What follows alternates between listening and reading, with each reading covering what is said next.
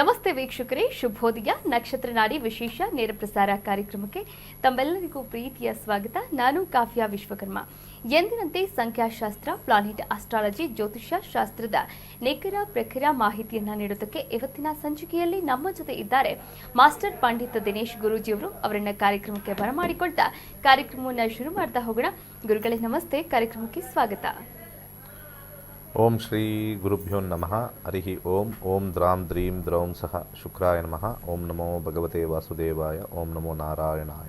ನಮಸ್ಕಾರ ವೀಕ್ಷಕರೇ, ನೀವು ಕೂಡ ಕರೆ ಮಾಡಬಹುದಾಗಿದೆ, ಗುರೂಜಿಯವರೊಟ್ಟಿಗೆ ನೇರವಾಗಿ ಮಾತನಾಡಬಹುದಾಗಿದೆ. ನಿಮ್ಮ ಯಾವುದೇ ಸಮಸ್ಯೆಗಳಿರಬಹುದು, ಎಂತಹದ್ದೇ ಸಮಸ್ಯೆಗಳಿರಬಹುದು, ಆ ಎಲ್ಲ ಸಮಸ್ಯೆಗಳಿಗೂ ಕೂಡ ಪರಿಹಾರವನ್ನು ಕಂಡುಕೊಳ್ಳಬಹುದಾಗಿದೆ. ಈ ಕುರಿತಂತೆ ಮಾತನಾಡ್ತಾ ಹೋಗೋಣ. ಆದರೆ ಇವತ್ತು ನಟ ಸಾರ್ವಭೌಮ ಡಾಕ್ಟರ್ ರಾಜ್ಕುಮಾರ್ ಅವರ ಹುಟ್ಟುಹಬ್ಬದ ಸಂಭ್ರಮ. ಹೀಗಾಗಿ ಅವರು ನಮ್ಮೊಂದಿಗಿಲ್ಲ, ಆದರೆ ಅವರ ಜಾತಕ ವಿಶ್ಲೇಷಣೆಯನ್ನ ಗುರೂಜಿಗಳು ಮಾಡ್ತಾ ಹೋಗ್ತಾರೆ. ಗುರುಗಳೇ, ಡಾಕ್ಟರ್ ರಾಜ್ಕುಮಾರ್ ಅವರು ಇವತ್ತು ನಮ್ಮೊಂದಿಗಿಲ್ಲ, ಆದರೆ ಅವರ ಹುಟ್ಟುಹಬ್ಬದ ಒಂದು ಸಂಭ್ರಮ ಇರುವಂಥದ್ದು, ಎಲ್ಲ ಅಭಿಮಾನಿಗಳು ಕೂಡ ಕಾಯ್ತಾ ಇರುವಂಥದ್ದು ಅವರ ಜಾತಕ ವಿಶ್ಲೇಷಣೆಯನ್ನ. ಗುರುಗಳೇ, ಏನು ಹೇಳ್ತೀರಾ? ಖಂಡಿತ. ಒಬ್ಬ ಮನುಷ್ಯ ಇತರರಿಗೆ ಒಂದು ಖುಷಿ ಸಂತೋಷ ಕೊಟ್ಟಿರ್ತಕ್ಕಂಥ ಆತ್ಮಗಳು ಬಹಳ ಕಮ್ಮಿ. ಅನೇಕ ಆತ್ಮಗಳು ಭೂಮಿ ಮೇಲೆ ಬಂದು ಹೋಗ್ತವೆ, ಆದರೆ ಭಾಳ ಇಂಪಾರ್ಟೆಂಟ್ ಆಗಿರ್ತಕ್ಕಂಥದ್ದು ಆ ಆತ್ಮಗಳು ಇನ್ನೊಂದು ಆತ್ಮಗಳಿಗೆ ಸಂತೋಷವನ್ನು ಕೊಡ್ತಕ್ಕಂಥ ಒಂದು ವಿಚಾರ. ಮೊಟ್ಟ ಮೊದಲದಾಗಿ ಸ್ಕ್ರೀನ್ ಮೇಲೆ ಕಾಣಿಸ್ತಕ್ಕಂಥ ಒಂದು ಸ್ಕ್ರೀನ್ ನೋಡಿ. ಇಲ್ಲಿ 24 ಏಪ್ರಿಲ್ 1929 ಹುಟ್ಟಿರೋದು, ಆದರೆ ಸರಿಯಾಗಿ ನಿಖರವಾಗಿರ್ತಕ್ಕಂಥ ಟೈಮ್ ಸಿಕ್ಕಿಲ್ಲ. ಸೊ ಅಂದಾಜು ಯಾರಾದರೂ ಒಬ್ಬರು ಕೀರ್ತಿವಂತರಾಗಬೇಕು ಅಂತಂದರೆ 10ನೇ ಮಲ್ಲಿ ಹೆಚ್ಚು ಗ್ರಹ ಇರುತ್ತೆ ಅಥವಾ 7ನೇ ಮಲ್ಲಿ ಹೆಚ್ಚು ಗ್ರಹ ಇರುತ್ತೆ ಅಂತ ಕರೀತಾರೆ. ಎರಡೇ ಜಾಗ, ಆ ದಶ ರಿಪೀಟ್ ಆಗ್ತಾ ಇರಬೇಕು. ಇದರಲ್ಲಿ ನೋಡಿದಾಗ ಲಗ್ನ ಕರ್ಕಾಟಕ ಲಗ್ನದಲ್ಲಿ ಹುಟ್ಟಿರ್ತಕ್ಕಂಥದ್ದು, ತಾಯಿ ಹೃದಯ ಲಗ್ನ ಅಂತ ಕರಿತೀವಿ. ಹಾಗೆ ಚಂದ್ರ ಇರ್ತಕ್ಕಂಥದ್ದು ತುಲಾರಾಶಿ. ತುಲಾರಾಶಿ ಶುಕ್ರನ ಒಂದು ಆಧಿಪತ್ಯ. ಹಾಗೆ ಚಂದ್ರನ ಜೊತೆ ಕೇತು ಇದೆ. ತುಂಬ ಜನ ಇಲ್ಲಿ ಚಂದ್ರನ ಜೊತೆ ಕೇತು ಇದ್ಬಿಟ್ರೆ ಒಂದು ರೀತಿ ಸಮಸ್ಯೆ, ಮೈಂಡ್ ವಿಚಲಿತ ಅಂತಂತಾರೆ. ಅದನ್ನು ಆಮೇಲೆ ನೋಡೋಣ ಯಾವಾಗ ಅವ್ರಿಗೆ ಎಫೆಕ್ಟ್ ಆಯಿತು ಇದು ಅಂತ. ಚಂದ್ರಕೇತು ಯಾವಾಗ ಎಫೆಕ್ಟ್ ಆಯಿತು ಅಂತ ಅದನ್ನು ಹೇಳ್ತೀನಿ ಇದರಲ್ಲಿ. ಈ ಸ್ಕ್ರೀನ್ ಹಾಗೇ ಇರಲಿ, ಎಲ್ಲರಿಗೂ ವಿಶ್ಲೇಷಣೆ ಗೊತ್ತಾಗಬೇಕು. ಸ್ವಾತಿ ನಕ್ಷತ್ರದಲ್ಲಿ ಹುಟ್ಟಿರ್ತಕ್ಕಂಥದ್ದು. ಸ್ವಾತಿ ನಕ್ಷತ್ರ ಅಂತಂದರೆ ರಾಹುವಿನ ನಕ್ಷತ್ರದಲ್ಲಿ ಹುಟ್ಟಿರ್ತಕ್ಕಂಥದ್ದು. ಹುಟ್ಟಿದಾಗ 7 ವರ್ಷ ರಾಹು ದಶೆ ಇತ್ತು. ರಾಹು ದಶೆ ಅವರ ಜೀವನದಲ್ಲಿ ಸ್ವಲ್ಪ ಆಟ ಪಾಠ ಕೊಡ್ತಕ್ಕಂಥದ್ದು. ಮೇಷ ರಾಶಿಲೇ ಬರ್ತಕ್ಕಂಥದ್ದು. ನಾವು ರಾಶಿ ಲೆಕ್ಕಾಚಾರ ತಗೊಂಡು ಹೋಗೋಣ. ಮೇಷ ರಾಶಿಲಿ 5 ಗ್ರಹಗಳು ಕೂತಿರ್ತಕ್ಕಂಥದ್ದು. ಟೈಮಿಂಗ್ ಭಾಳ ಇಂಪಾರ್ಟೆಂಟು. ಯಾಕೆಂದರೆ ಇದೇ ಡೇಟಲ್ಲಿ ಭಾಳಷ್ಟು ಜನ ಹುಟ್ಟಿರ್ತಾರೆ, ಎಲ್ಲರೂ ರಾಜ್ಕುಮಾರ್ ಆಗಿಲ್ಲ. ಲಗ್ನ ಇಂಪಾರ್ಟೆಂಟ್ ಆಗುತ್ತೆ, ಲಗ್ನದಲ್ಲಿ ಬರ್ತಕ್ಕಂಥ ನಂಬರ್ಗಳು ಇಂಪಾರ್ಟೆಂಟ್ ಆಗುತ್ತೆ, ನಕ್ಷತ್ರದಲ್ಲಿ ಇಂಪಾರ್ಟೆಂಟ್ ಆಗುತ್ತೆ. ಇವೆಲ್ಲ ನಾವು ಫೈನ್ ಟ್ಯೂನ್ ಮಾಡ್ತಾ ಇದ್ದರೆ ದಿನದಲ್ಲಿ ಎಲ್ಲರೂ ಹುಟ್ಟಿರೋರಿಗೆ ಒಂದು ರೀತಿಯ ಭಗವಂತ ಅವರಿಗೆ ಹೆಸರು ಕೀರ್ತಿ ಕೊಡ್ತಾನೆ. ಅದರಲ್ಲಿ 5 ಕೆಲವು ಪೋರ್ಷನ್ಸಲ್ಲಿ, ಕೆಲವು ಡಿವಿಷನ್ಸಲ್ಲಿ ನಿಖರವಾಗಿರ್ತಕ್ಕಂಥ ಒಂದು ಏನಂತಾರೆ, ಒಂದು ಡಿಗ್ರಿ ಮತ್ತು ನಿಮಿಷ ಮತ್ತು ಸೆಕೆಂಡ್ಸಲ್ಲಿ ಬರ್ತಕ್ಕಂಥದ್ದು. ಅದನ್ನು ನಾವು ತುಂಬ ಜನಕ್ಕೆ ಗೊತ್ತಿಲ್ಲ. ಇದು ಜ್ಯೋತಿಷ್ಯ ಹೇಳೋರಿಗೂ ಕೂಡ ಗೊತ್ತಿದೆಯಲ್ಲ ಗೊತ್ತಿಲ್ಲ. ಈ ಭಾಗದಲ್ಲಿ ನಮಗೆ ಪ್ರತಿ ದಿವಸ 4 ಸೆಕೆಂಡ್ ಗ್ರಹಗಳು ಚೇಂಜ್ ಆಗುತ್ತೆ. ಇಲ್ಲಿ ಒಂಚೂರು ಸ್ಕ್ರೀನ್ ಚೂರು ಕಮ್ಮಿ ಮಾಡಿ ಕೆಳಗಡೆ, ಅಥವಾ ಅದು ಮೇಲ್ಗಡೆ ಇರುತ್ತೆ ಅದಕ್ಕೆ. ಇಲ್ಲಿ ಭಾಳ ಇಂಪಾರ್ಟೆಂಟ್ ಆಗಿರ್ತಕ್ಕಂಥದ್ದು, ಈ ಇಂಪಾರ್ಟೆಂಟ್ ಆಗಿರ್ತಕ್ಕಂಥದ್ದು ಏನಾಯಿತು,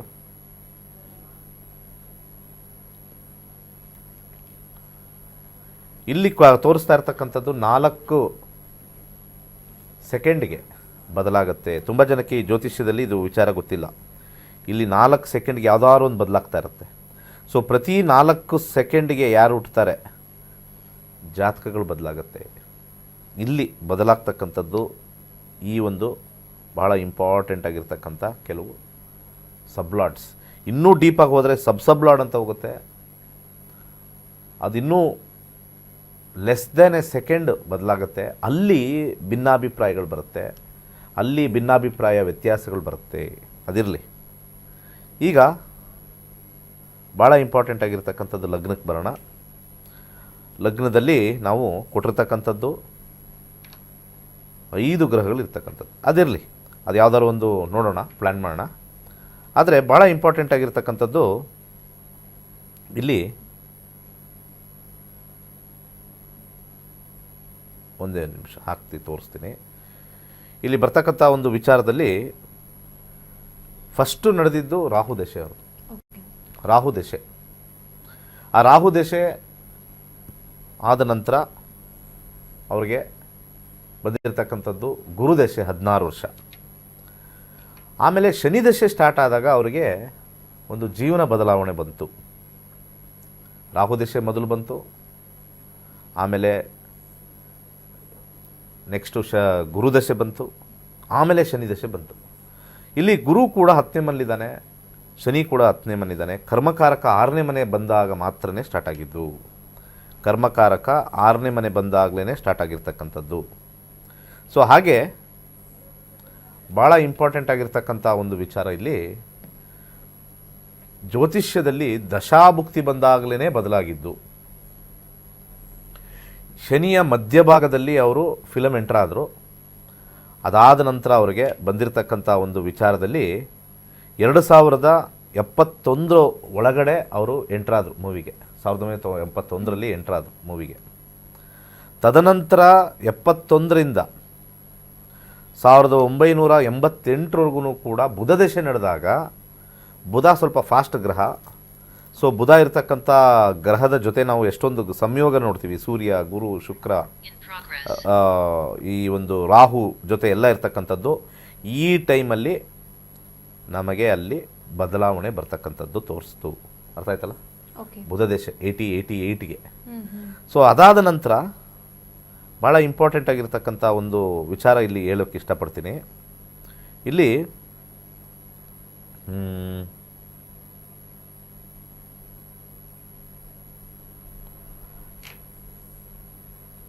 ಸ್ಕ್ರೀನ್ ನೋಡ್ಬೋದು. 88 ಆದಮೇಲೆ ಕೇತು ಸ್ಟಾರ್ಟ್ ಆಯಿತು. 88 ಆದಮೇಲೆ ಕೇತು ಸ್ಟಾರ್ಟ್ ಆಯಿತು. 88ರಿಂದ 95 ನೀವು ಸೀರೀಸ್ ನೋಡ್ಬೋದು. ಸಾಕಷ್ಟು ಈ ಆಧ್ಯಾತ್ಮಿಕ ಹಾಡುಗಳು ಬಂತು ಆ ಟೈಮಲ್ಲಿ. ಹೌದು. ಆ ಒಂದು 88ರಿಂದ 95 ರಾಘವೇಂದ್ರದ ಬಗ್ಗೆ ಇರ್ಬೋದು, ಒಂದು ಶಬರಿಮಲೆ ಇರ್ಬೋದು. ಕೇತು ಬಂದಾಗ ಅವ್ರಿಗೆ ಆಧ್ಯಾತ್ಮಿಕ ಮತ್ತು ಸಾಕಷ್ಟು ಆಧ್ಯಾತ್ಮಿಕ ಫಿಲಮ್ಗಳು 88ಇಂದ 95ವರೆಗೂ ಬೇರೆ ಬೇರೆ ಥರ ಬರ್ತಕ್ಕಂಥದ್ದು. ಆಮೇಲೆ ಮತ್ತೆ ವಾಪಸ್ ಅವರು ಸ್ಟೈಲ್ಗೆ ಕೋಶೆಂಟ್ ಬಂದುಬಿಟ್ರು. ಶುಕ್ರದಶ ಬಂದ್ಬಿಡ್ತು. 1995ಇಂದ 2015ವರೆಗೂ ಕೂಡ ಒಂದು ಹೆಚ್ಚು ಕಮ್ಮಿ ಒಂದು ಸ್ಟೈಲ್ ಕ್ವಶನ್ ಬಂದ್ಬಿಡ್ತು. ಆದರೆ ಅದ್ರ ಮಧ್ಯದಲ್ಲಿ ಬಂದಿರತಕ್ಕಂಥದ್ದೇ ಒಂದು ಸ್ವಲ್ಪ ಸಮಸ್ಯೆ ಬಂದಿರತಕ್ಕಂಥ ಒಂದು ಸಮಯ ಅವರಿಗೆ 2000 ಇಸ್ವಿಯಲ್ಲಿ ಅವ್ರಿಗೆ 2015ಕ್ಕೆ ಮುಗೀತು. 2000 ಇಸ್ವಿ ಅಂದರೆ 2000 ಇಸ್ವಿ ನಾವು ತೊಗೊಳ್ಬೇಕಾಗತ್ತೆ. 2000 ಇಸ್ವಿ ತೊಗೊಂಡ್ರೆ 1995ಇಂದ 2005 ಶುಕ್ರ ಬಂದಾಗ 2000 ಇಸ್ವಿಯಲ್ಲಿ ಚಂದ್ರ ಬಂತು. 1999ಇಂದ 2001 ಈ ಟೈಮಲ್ಲೇ ಅವರು ಕಾಡಿಗೆ ಹೋಗಿರ್ತಕ್ಕಂಥ ಒಂದು ಪ್ರಮೇಯ. ಈ ಟೈಮಲ್ಲಿ ಆ 99ಇಂದ 2001 2002ಗೆ. ಯಾಕೆ ಅಂತಂದರೆ ಚಂದ್ರ ಇರ್ತಕ್ಕಂಥದ್ದು ಇಲ್ಲಿ ಜಾತಕದಲ್ಲಿ ಕೇತುವಿನ ನಕ್ಷತ್ರ, ಮಾನಸಿಕ ಅಪಘಾತ ಕೊಟ್ಟಿರ್ತಕ್ಕಂಥದ್ದು. ಏನಕ್ಕೆ ತೋರಿಸ್ದೆ ಅಂದರೆ ಒಬ್ಬ ಜೀವನದ್ದು ನಾವು ಎಲ್ಲ ನೋಡಿರೋದ್ರಿಂದ ನಾನು ಇವ್ರ ಜಾತಕ ತೋರಿಸ್ತಾ ಇದ್ದೀನಿ, ಹೇಗೆ ನಡ್ಕೊಂಬಂತು ಅಂತ. ಮೂಲವಾಗಿರ್ತಕ್ಕಂಥದ್ದು ಅನೇಕ ಗ್ರಹಗಳು ಒಂದು ಕಡೆ ಇದ್ದು 10ನೇ ಮನೆ ಬಂದಿರುತ್ತೋ, ಅಥವಾ ನಾವು ಲಗ್ನ ಗೊತ್ತಿಲ್ಲ ಅಂದ್ಕೊಳ್ಳೋಣ, ಚಂದ್ರಾತ್ 7ನೇ ಮನೆ ನೋಡ್ತೀವಿ ಅಂದ್ಕೊಳ್ಳಿ, ಆವಾಗಲೂ ಕೂಡ ಚಂದ್ರಾತ್ 7ನೇ ಮನೆಯೂ ಕೂಡ ಭಾಳಷ್ಟು ಗ್ರಹಗಳಿದ್ದಾವೆ. ಈ ಗ್ರಹಗಳು ಮೂಲಾಂಕ ಒಳಗಡೆ ಇರ್ತಕ್ಕಂಥ ನಕ್ಷತ್ರ ಮತ್ತು ಅದರೊಳಗಿರ್ತಕ್ಕಂಥ ಉಪನಕ್ಷತ್ರ, ಸಬ್ಲಾರ್ಡ್ ಎವ್ರಿ 4 ಸೆಕೆಂಡ್ಸ್ ಚೇಂಜ್ ಆಗಿರೋದ್ರಿಂದ ಇದೇ ಥರ ಜಾತಕ ಒಂದು 5 ಜನದಿರ್ಬೋದು. ಆದರೆ ಇದರೊಳಗಡೆ 30 ಡಿಗ್ರಿ ಇರುತ್ತೆ. ಇದರಲ್ಲಿ ಭಾಗಗಳು ಇರುತ್ತೆ, ಸಿಕ್ಕಾಪಟ್ಟೆ ಭಾಗ ಇರುತ್ತೆ. ಈ ಭಾಗಗಳೊಳಗಡೆ ಯಾವ ಭಾಗದಲ್ಲಿ ಇರ್ತಕ್ಕಂಥದ್ದು ಅಂತ ನೋಡಿ ಜ್ಯೋತಿಷ್ಯ ಹೇಳ್ತಕ್ಕಂಥದ್ದೇ ಇಲ್ಲಿ ನಮ್ಮ ನಕ್ಷತ್ರ ನಾಡಿ. ಇದೇ ಜಾತಕ ಇರುತ್ತೆ, ಹೀಗೆ ಇರುತ್ತೆ ಎಲ್ಲ ಗ್ರಹ ಸ್ಥಿತಿಗಳು. ಇನ್ನೊಬ್ರು ಹುಟ್ಟಿರ್ತಾರೆ, ರಾಜ್ಕುಮಾರ್ ಹುಟ್ಟೋ ಟೈಮಲ್ಲಿ ಹುಟ್ಟಿರ್ತಾರೆ, ಹಿಂಗೆ ಇರುತ್ತೆ. ಮತ್ತು ಏನು ಸರ್ ಇದು ಇಬ್ಬರು ಯಾಕೆ ಹಂಗಾಗಿದೆ ಅಂದರೆ, ಈ ಭಾಗದಲ್ಲಿ 0 ಡಿಗ್ರಿಯಿಂದ 30 ಡಿಗ್ರಿ ಇರುತ್ತೆ. ಈ 0ಯಿಂದ 30 ಡಿಗ್ರಿ ಒಳಗಡೆ ಮತ್ತೆ 3 ಭಾಗ ಆಗಿರುತ್ತೆ. ಓಕೆ. ಆ 3 ಭಾಗದೊಳಗಡೆ ಮತ್ತೆ ಭಾಗಗಳಾಗಿರುತ್ತೆ. ಒಂದು 18 9 18 ಪ್ಲಸ್ ಅಲ್ಲೊಂದು 3 21 ಭಾಗ ಆಗಿರುತ್ತೆ ಮತ್ತೆ.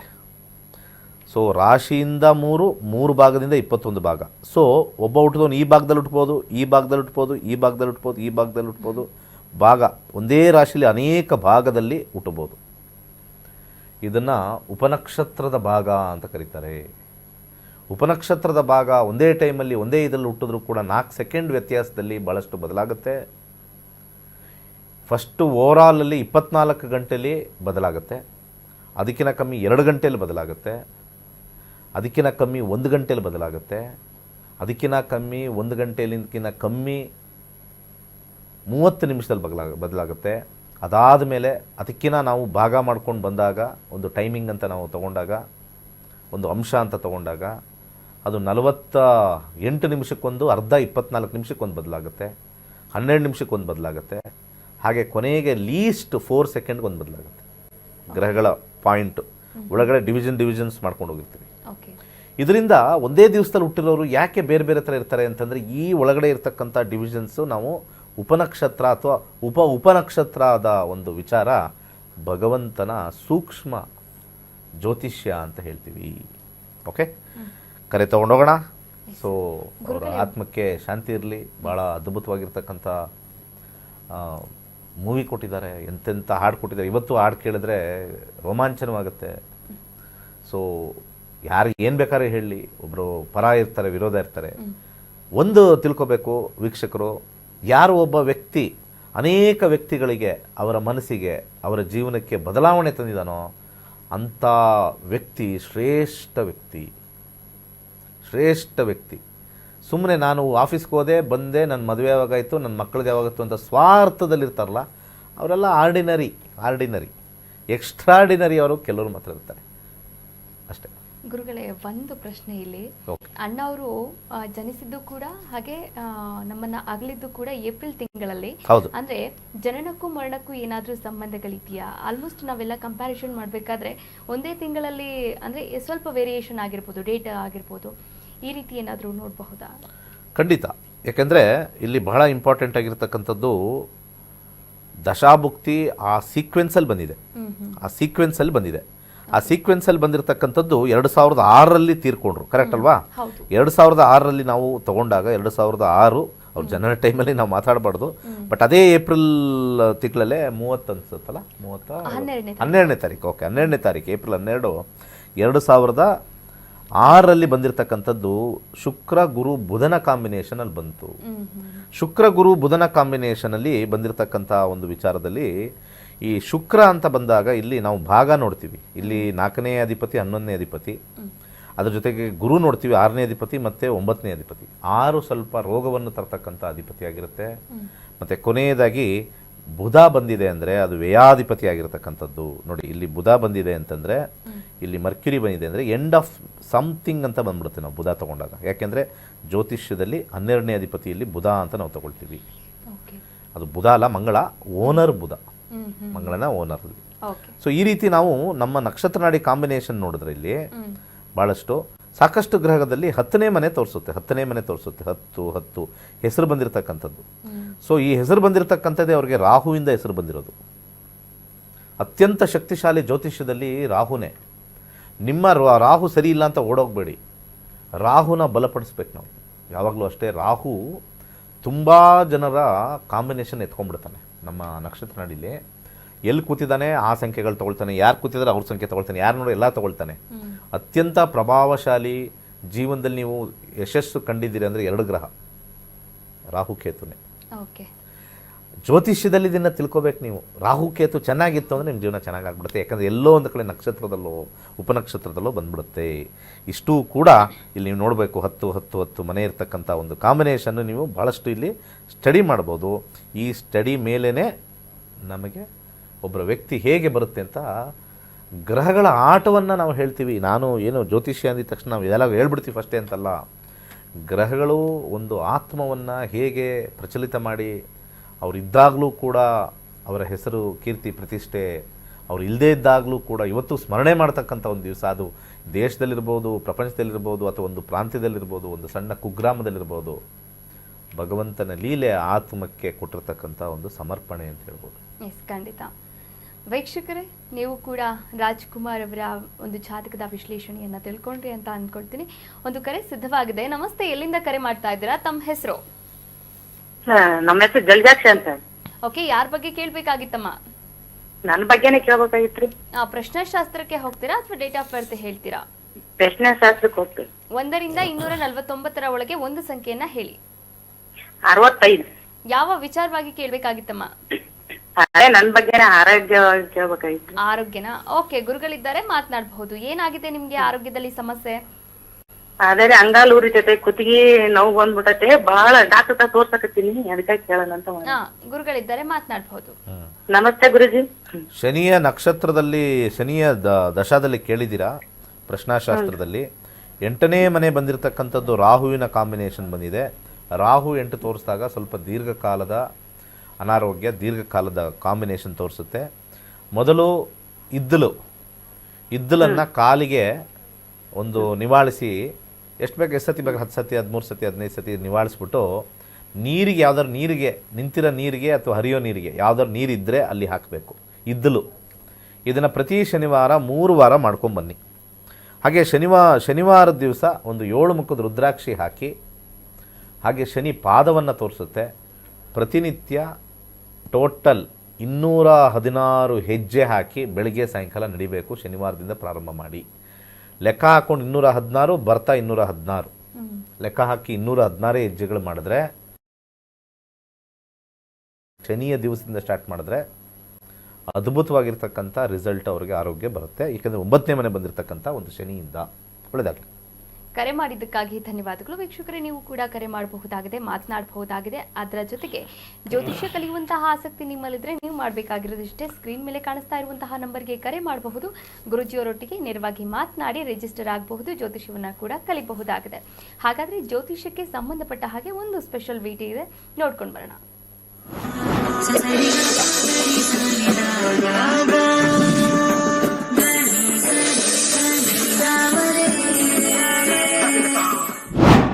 ನಕ್ಷತ್ರ ನಾಡಿ ಜ್ಯೋತಿಷ್ಯ ತರಗತಿ 113ನೇ ಬ್ಯಾಚ್. ಪಂಡಿತ್ ದಿನೇಶ್ ಗುರೂಜಿ ರವರೊಂದಿಗೆ ನಕ್ಷತ್ರ ನಾಡಿ ಜ್ಯೋತಿಷ್ಯದ ಶಕ್ತಿಶಾಲಿ ವಿಜ್ಞಾನದಲ್ಲಿ ನಿಮ್ಮ ಪ್ರಯಾಣವನ್ನು ಆರಂಭಿಸಿ.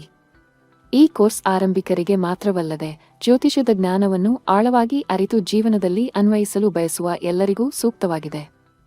ನಮಸ್ಕಾರ ವೀಕ್ಷಕರೇ, ನನ್ನ ಹೆಸರು ಕಿರಣ್ ಅಂತ, ಬ್ಯಾಂಗ್ಳೂರಿಂದ.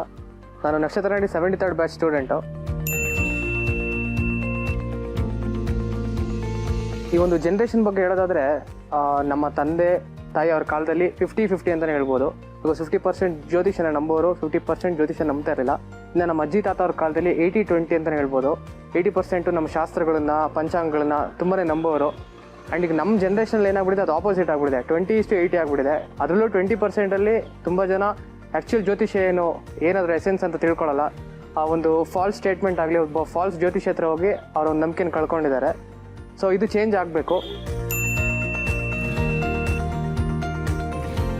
ಸೊ ಈಗ ನಕ್ಷತ್ರ ನಾಡಿ ಕ್ಲಾಸ್ ಅಥವಾ ನಕ್ಷತ್ರ ನಾಡಿ ಸಬ್ಜೆಕ್ಟ್ ಬಗ್ಗೆ ಹೇಳೋದಾದ್ರೆ, ಇಲ್ಲಿ ಬೆಸ್ಟ್ ಪಾರ್ಟ್ ಏನು ಅಂದರೆ, ನಿಮ್ಗೆ ಯಾವುದೇ ರೀತಿ ದೋಷ, ಈಗ ಯಾವ ರೀತಿ ಟ್ರೆಂಡ್ ನಡೀತಾ ಇದೆ, ಒಂದು ಪೂಜೆ ಆಗಿರ್ಬೋದು, ಹೋಮ, ಆ ಟೆಂಪಲ್ ವಿಸಿಟ್ ಮಾಡಿ, ಈ ಟೆಂಪಲ್ ವಿಸಿಟ್ ಮಾಡಿ, ಈ ಥರ ಯಾವುದನ್ನು ಹೇಳಲ್ಲ. And prediction wise, accuracy wise this is the best ಅಂತಲೇ ಹೇಳ್ಬೋದು. ಈಗ ನೀವು ನೋಡೋದಾದರೆ, ಈಗ ಕೊರೋನಾ ಏನು ನಡೀತಾ ಇದೆ ಟ್ರೆಂಡಲ್ಲಿ, ಇದನ್ನು ಅವರು 2 ಏಪ್ರಿಲ್ 2019 ಬ್ರೇಕ್ ಮಾಡಿದ್ದಾರೆ. ಆ್ಯಂಡ್ ನಮ್ಮ ಕೈಯಲ್ಲೂ ಕ್ಲಾಸಲ್ಲಿ ಪ್ರಶ್ನಾಶಾಸ್ತ್ರ ಅನ್ನೋ ಮೆಥಡ್ ಹಾಕ್ಸಿ ನೋಡಿದಾಗ ಯಾವಾಗ ಎಂಡ್ ಆಗುತ್ತೆ, ಯಾವ ರೀತಿ ಇದ್ರ ಗ್ರಾಫ್ ಹೋಗುತ್ತೆ, ಯಾವ ರೀತಿ ಇಳಿಯುತ್ತೆ, ಇದನ್ನೆಲ್ಲ ಹೇಳ್ಕೊಟ್ಟಿದ್ದಾರೆ.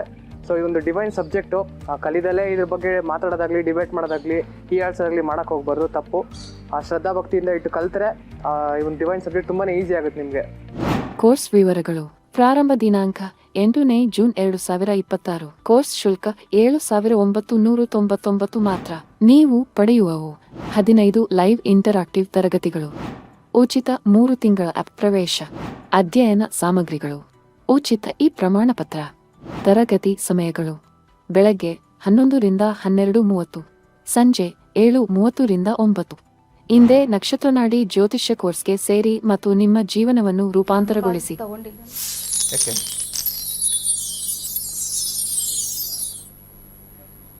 ವೀಕ್ಷಕರೇ, ನೀವು ಕೂಡ ಜ್ಯೋತಿಷ್ಯವನ್ನ ಕಲಿಬಹುದಾಗಿದೆ. ಅದು ಮನೆಯಿಂದಲೇ ಕುಳಿತು ಇಡೀ ಮನೆ ಮಂದಿ ಎಲ್ಲ ಕಲಿಬಹುದಾಗಿದೆ. ಈಗಾಗಲೇ 112ನೇ ಬ್ಯಾಚ್ ಶುರುವಾಗಿದೆ. ಆದರೆ 113ನೇ ಬ್ಯಾಚ್ ಯಾವಾಗ ಆರಂಭವಾಗುತ್ತೆ ಅಂದರೆ ಜೂನ್ 8ನೇ ತಾರೀಕಿನಿಂದ ಆರಂಭವಾಗುತ್ತೆ.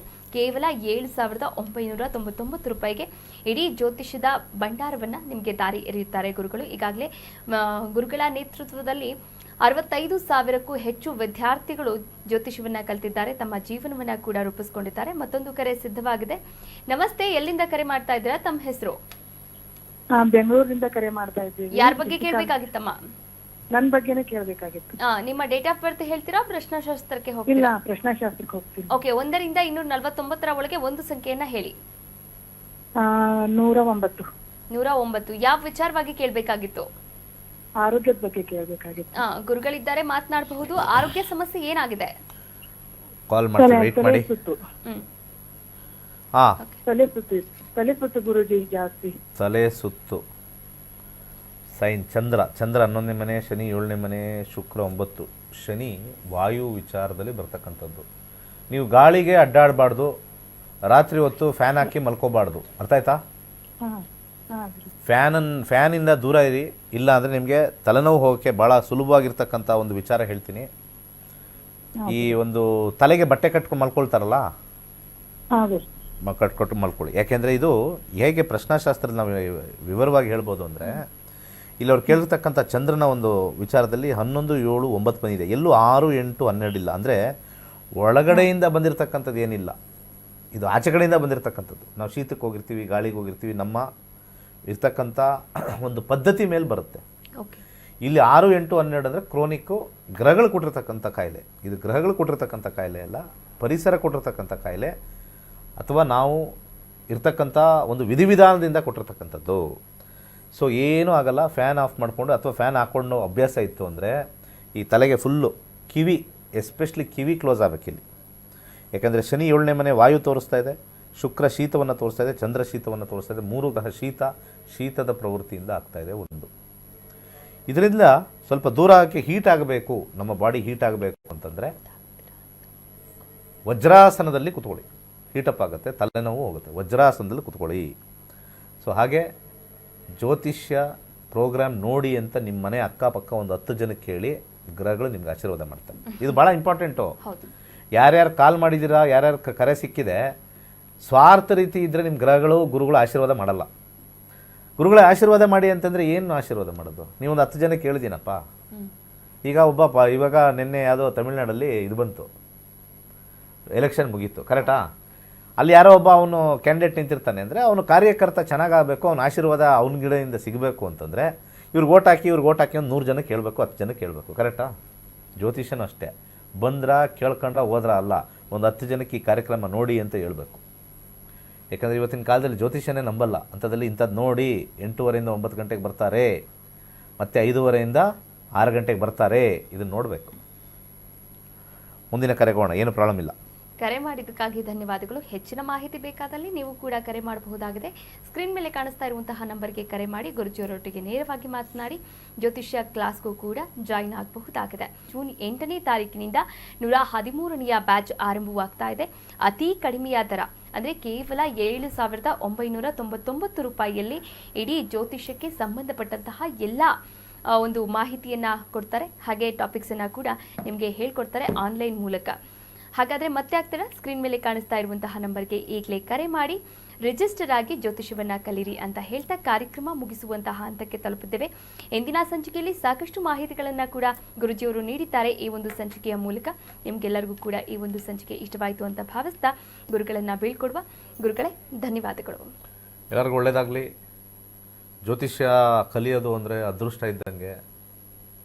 ನಿಮ್ಮ ಮನೆ ಬಾಗಿಲಿಗೆ, ನಿಮ್ಮ ಕಿವಿಗೆ, ನಿಮ್ಮ ಮನಸ್ಸಿಗೆ ಜ್ಯೋತಿಷ್ಯ ಕಲೀರಿ ಅಂತ ಬಿದ್ದಾಗ ಆ ನವಗ್ರಹಗಳಲ್ಲಿ ಅನೇಕ ಗ್ರಹಗಳು ನಿಮಗೆ ಆಶೀರ್ವಾದ ಮಾಡ್ತಾ ಇದ್ದಾವೆ.